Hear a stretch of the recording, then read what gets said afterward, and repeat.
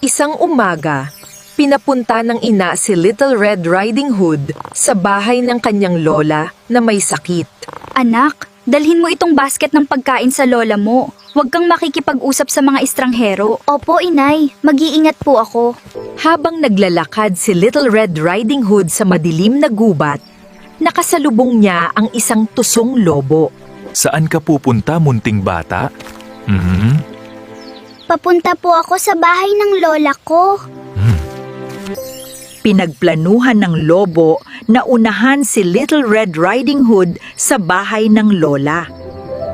Mas mabilis ako sa kanya.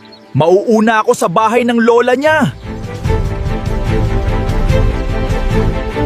Nauna ang lobo at nilinlang ang lola. Pagkatapos ay nagpanggap na siya. Sino yan? Ako to, apo ko. Salamat!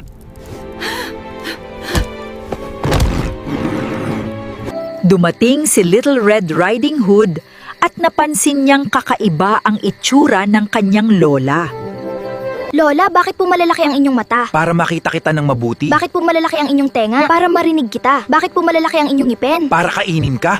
Biglang sumulpot ang isang mangangahoy at iniligtas sina Little Red Riding Hood at ang kanyang lola. Tumumigil ka, lobo! Aray!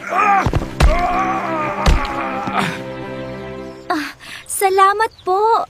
Mula noon, natutunan ni Little Red Riding Hood na makinig sa kanyang ina at huwag magtiwala agad sa mga estranghero.